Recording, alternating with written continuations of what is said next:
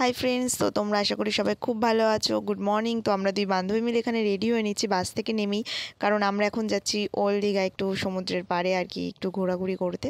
তো সবাই মিলে বেরিয়ে পড়েছি আর অনেকটা দূর আমরা গেছিলাম। যাই হোক, কিন্তু আমাদের প্রবলেম হচ্ছে একটাই হয়েছিল যে আমাদের যেহেতু আমরা ওল্ড দীঘায় ছিলাম, তো আমাদেরকে গাড়ি ভাড়া করে আর কি নিউ দীঘায় যেতে হয়েছিল স্নান করতে। সেটা ঠিক আছে, বাট আমরা জানো এখন যারা তোমরা আছো তারা জানবেই যে জোয়ারের কি প্রবলেম হচ্ছে। তো সেই কারণে আমরা 2.5 ঘন্টা বসে থাকার পর তারপরে যখন আর কি জোয়ারটা গেল তখন আমরা স্নান করছিলাম। তো এখানে দেখো ভিডিও ফটো অনেক কিছুই তুলেছিলাম আর কত রকমের জিনিস যে বিক্রি হচ্ছিল। তো যাই হোক, তারপরে আখের রসকে আমরা রুমে চলে গেছিলাম। আর এখানে দেখো কচুরি আর আলুর তরকারি খেয়েছিলাম সকালের টিফিন। তারপরে স্নান করেছিলাম, ফোন নিয়ে যাইনি তাই ভিডিও করতে পারিনি। আর এখানে ডাল বেগুনি আর এখানে চিংড়ি মাছের মালাইকারি করেছিল। এগুলো সব দুপুরের খাওয়া দাওয়া, আমরা স্নান করে এসে খেয়েছি। চিকেন কষা, তো এই দিয়ে ভাত খেয়ে নিয়েছিলাম। চাটনি ছিল, পাঁপড় ছিল। তো আজকে দুপুরে হচ্ছে এটা দিয়ে আমরা লাঞ্চ করে নিলাম। তারপরে দেখো একটু রেস্ট নিয়ে আর কি রুমে তারপরে আমরা বেরিয়ে গেছি হচ্ছে ঢেউসাগরের জন্য। তো আবার আমরা অটো রিজার্ভ করে নিয়েছি এখানে। তো রিজার্ভ করার পর আমরা চলে যাচ্ছি ঢেউসাগর। তো চলো যাওয়া যাক ঢেউসাগর। আর এই জায়গাটা সত্যি, পার্কটা এত সুন্দর, মানে না আসলে বোঝা যায় না। তো আমি আগেও দুবার এসেছি, কিন্তু তখন ছিল না আর কি, পার্ক হয়নি। তো সেই কারণে এই প্রথমবার আসা। দারুণ চারিদিকে চড়ার অনেক জিনিস, মিকি মাউস থেকে শুরু করে বাচ্চাদের গাড়ি থেকে শুরু করে বড়দের সব কিছু। আর সারা মানে রাস্তার দু সাইডে তো এরকম মাঝখান দিয়ে এরকম সব স্ট্যাচু আর নানা রকম খাবারের দোকানও রয়েছে ভিতরে। তো তোমরা দেখতেই পাচ্ছ কত সুন্দর লাগছে আর কি।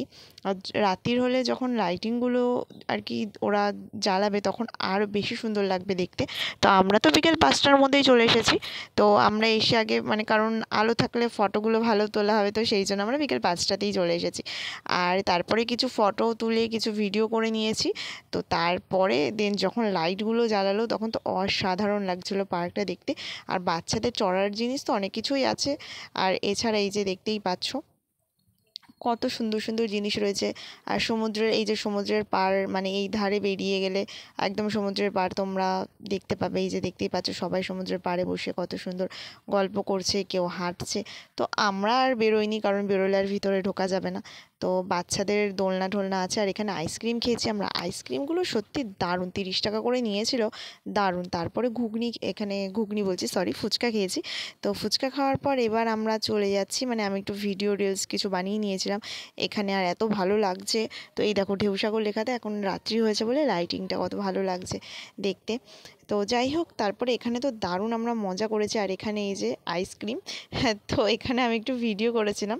এখানে অনেকেই আইসক্রিম খাচ্ছিলো, তো আমি ভিডিও করেছিলাম। আর এই দেখো বাচ্চাদের চড়ার জন্য আর কি যে গাড়িগুলো, তো এখানে অনেকেই চড়ছে, মানে গাড়িগুলো চালাচ্ছিল সব বাচ্চাদের, বড়দেরও চড়ার জন্য জিনিস রয়েছে। আর এছাড়া তোমরা যারা বোট চড়তে চাও তারাও চড়তে পারো, এখানে বোটের ব্যবস্থা রয়েছে।